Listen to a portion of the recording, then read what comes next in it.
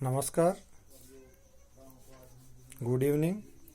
आज का हमारा विषय है साइकोलॉजी, और साइकोलॉजी में भी हमारा जो कोर्स का विषय है वो है व्यक्तित्व। व्यक्तित्व क्या है? तो सबसे पहले हम जानते हैं व्यक्तित्व शब्द की उत्पत्ति कहाँ से हुई, यानी कि व्यक्तित्व शब्द की उत्पत्ति कहाँ से हुई। तो व्यक्तित्व शब्द की जो उत्पत्ति है वो अंग्रेजी भाषा के पर्सनालिटी से हुई है। अंग्रेजी भाषा के पर्सनालिटी से हुई है।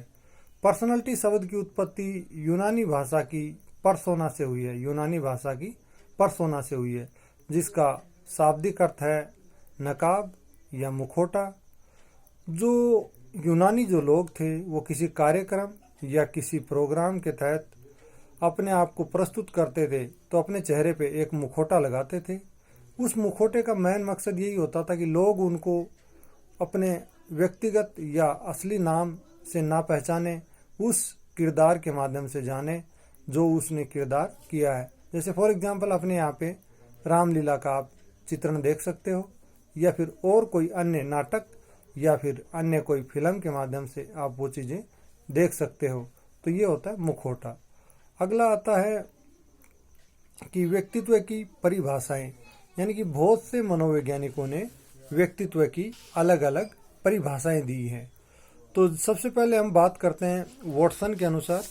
वॉटसन एक बहुत ही अच्छे मनोवैज्ञानिक हुए हैं, जिन्होंने कहा है विश्वसनीय सूचना प्राप्त करने के दृष्टिकोण से काफ़ी लंबे समय तथा वास्तविक निरीक्षण या आलोचना या अवलोकन करने के पश्चात व्यक्ति में जो भी व्यवहार का जो रूप पाया जाता है उसका व्यक्तित्व कहा जाता है। अगला आता है हांट के अनुसार। हांट ने कहा है व्यक्तित्व एक व्यक्ति के संपूर्ण व्यवहार व प्रतिमान और उसकी विशेषताओं के योग का उल्लेख करता है। अगला आता है मन के अनुसार। मन भी एक मनोवैज्ञानिक हुए हैं, जिन्होंने कहा कि व्यक्तित्व एक व्यक्ति के व्यवहार के तरीकों, रुचियों, दृष्टिकोणों, क्षमताओं, योग्यताओं व अभिरुचियों का संगठन है। तो ये कुछ परिभाषाएं थी जो आपके सामने हमने रखी हैं। अगला जो आता है व्यक्तित्व का अगला जो पॉइंट है वो आता है व्यक्तित्व के प्रकार, यानी कि व्यक्तित्व कितने प्रकार का होता है। तो सबसे पहले हम बात करते हैं सैद्धांतिक व्यक्तित्व। सैद्धांतिक व्यक्तित्व का अर्थ है कि व्यक्तित्व का व्यक्ति व्यवहार में अपेक्षा सिद्धांतों पर आधारित होता है और वो सत्य का पुजारी होता है और वो सत्य के प्रति अपने आप को प्रस्तुत करता है। तो ये होता है सैद्धांतिक व्यक्तित्व। अगला होता है आर्थिक व्यक्तित्व। आर्थिक व्यक्तित्व से आर्थिक से ही पता लगता है कि व्यक्ति का जो कार्य है वो रुपये पैसे से संबंधित होता है और वो अपने जीवन में रुपये पैसे की बातें ज़्यादा करता है और रुपये पैसे को ज़्यादा महत्व देता है। तो ये होता है आर्थिक व्यक्तित्व। अगला आता है सामाजिक व्यक्तित्व। सामाजिक व्यक्तित्व से हम जान सकते हैं कि वह व्यक्ति जो समाज में रहता है, जो समाज की बातें करता है, जो समाज के कार्यों में अपने आप को शामिल करता है और समाज के जो लोग होते हैं उनके साथ मिलकर चलता है। तो ऐसे व्यक्ति को हम सामाजिक कहेंगे और सामाजिक के साथ उसका जो व्यक्तित्व है वो सामाजिक व्यक्तित्व की पहचान के रूप में सामने आता है। अगला जो आता है राजनीतिक व्यक्तित्व। राजनीतिक व्यक्तित्व से पता लगता है कि वह व्यक्तित्व जिसमें व्यक्ति राजनीति से जुड़ा हो, राजनेताओं के साथ हो, राजनेताओं के सहयोग में हो और राजनीति की बातें करे, लोगों को राजनीति के बारे में बताए।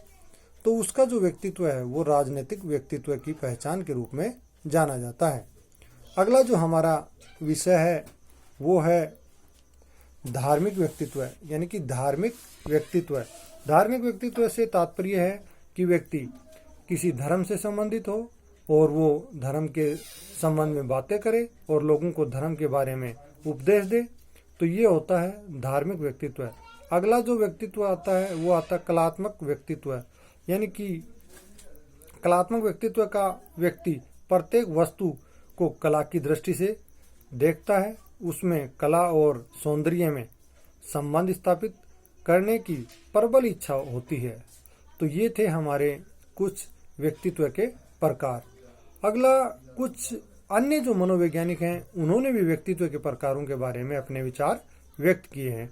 तो जुग के अनुसार व्यक्तित्व अंतर्मुखी व्यक्तित्व, अंतर्मुखी व्यक्तित्व का विकास बाह्य रूप से में न होकर आंतरिक रूप में होता है। इस व्यक्तित्व के लक्षण, स्वभाव, आदतें, अभिरुचियां व अन्य चालक प्रारूप में प्रकट नहीं होते हैं, यानी कि बाह्य रूप में वो चीजें नहीं दिखाई देती हैं।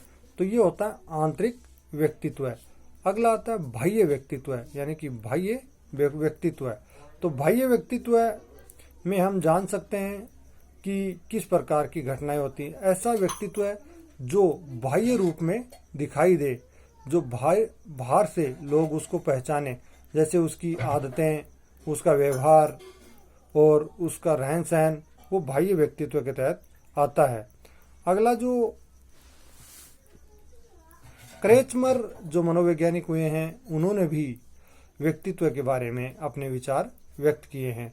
तो शक्तिहीन, इस प्रकार का व्यक्तित्व दुर्बल व पतला व छोटे कंधों वाला होता है। इसके मुंह को बनावट कोण की सी होती है। अगला है खिलाड़ी, यानी कि उन्होंने कहा कि एक व्यक्ति खिलाड़ी के रूप में भी हो सकता है, जो खेल खेलता है, जो खेल को पसंद करता है, वो होता है खिलाड़ी।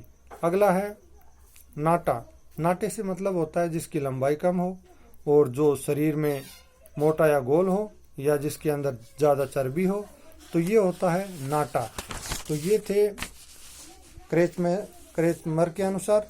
अगला जो हमारा जो पॉइंट आता है वो आता है व्यक्तित्व को प्रभावित करने वाले कारक। व्यक्तित्व को प्रभावित करने वाले कारक, सबसे पहला शारीरिक बनावट, उसके बाद शारीरिक स्वास्थ्य, उसके बाद बौद्धिक योग्यताएं। बौद्धिक योग्यताओं का अर्थ है कि जैसे किस प्रकार से व्यक्ति सोचता है, किस प्रकार की योग्यता रखता है, वह किस प्रकार से अपने विचार व्यक्त करता है। तो ये भी व्यक्तित्व के आधार पर ही लोगों के अंदर पाए जाते हैं। अगला आता ग्रंथियाँ। ग्रंथियों का मतलब होता है कि हर आदमी की जो मांसपेशियां हैं, जो ग्रंथियां हैं, वो अलग अलग होती हैं। और अगला भौतिक, यानी कि ये तो था हमारा वंशानुक्रम के आधार पर। अगला जो आता है हमारा वातावरण के आधार पर। वातावरण के आधार पर भौतिक वातावरण, सांस्कृतिक वातावरण, सामाजिक वातावरण, और ये तीन हमारे वातावरण के आधार पे थे।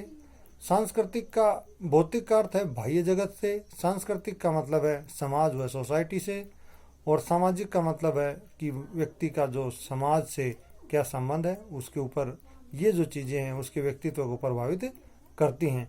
अगला आता है मनोवैज्ञानिक कारक।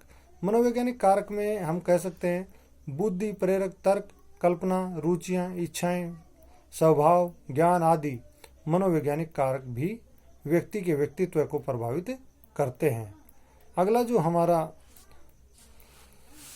जो बिंदु है वो है व्यक्तित्व का मापन, यानी कि व्यक्तित्व का मापन किस प्रकार से किया जा सकता है। तो व्यक्तित्व का मापन करने के लिए कुछ विधियां यहाँ पे दी गई हैं, जो हैं जीवन वृत्त विधि, यानी कि जीवन का किस प्रकार से उल्लेख किया जाए और उसके नाम से स्पष्ट होता है कि जीवन वृत्त का विवरण एकत्रित किया जाता है।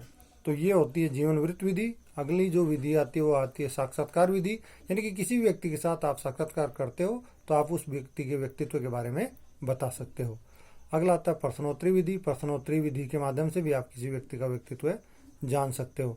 निष्पादन विधि। निष्पादन विधि से आप ये जान सकते हो कि किस प्रकार की व्यक्ति की सोच होती है। इसमें जैसे परीक्षा ली जाए या जैसे मान लो क्वेश्चन किए जाएं, और इसके माध्यम से भी आप उनको जान सकते हो।